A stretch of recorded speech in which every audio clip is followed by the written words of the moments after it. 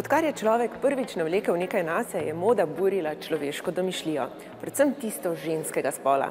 V Pokrajinskem muzeju Maribor pa so se odločili, da nam predstavijo, kako je moda na nas vplivala skozi stoletja.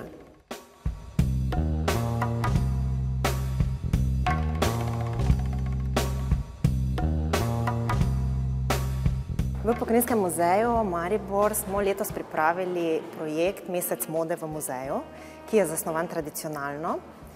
In letošnja generalna tema je spogledovanje preteklosti z sodobnostjo.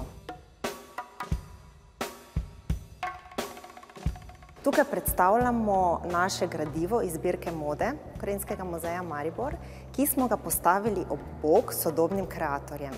Namreč vsako leto, dvakrat letno, se na Fashion Weekih v Parizu, Milanu, New Yorku in Londonu, no te 4 prestolnice smo mi izbrali letos, predstavijo modni kreatorji s svojimi novimi kolekcijami.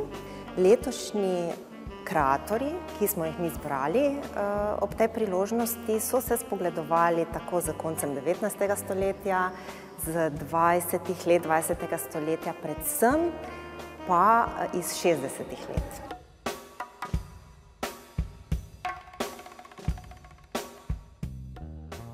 Zbirka oddelka za oblačilno kulturo namreč obsega več kot 6000 kosov oblačil in predstavlja največjo zbirko mode na Slovenskem.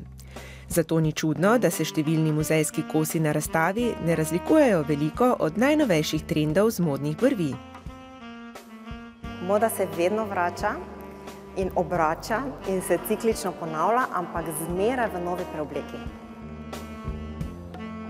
Mogoče ta v mojem ozadju, ki je res skorajda identična na kolekciji Blue Marine, ki se predstavlja v Milanu letos na Fashion Weeku in predstavlja to značilno transparentno modo in ravno silhueto 20. let 20. stoletja, ki je z tem V izrezom in z čipkasto prosojnostjo izredno podobna tej.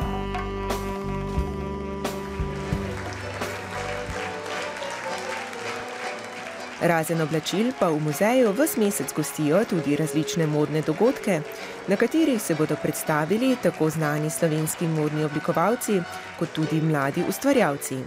Seveda z namenom, da oblačilno kulturo iz preteklosti povežejo s sodobnimi modnimi trendi.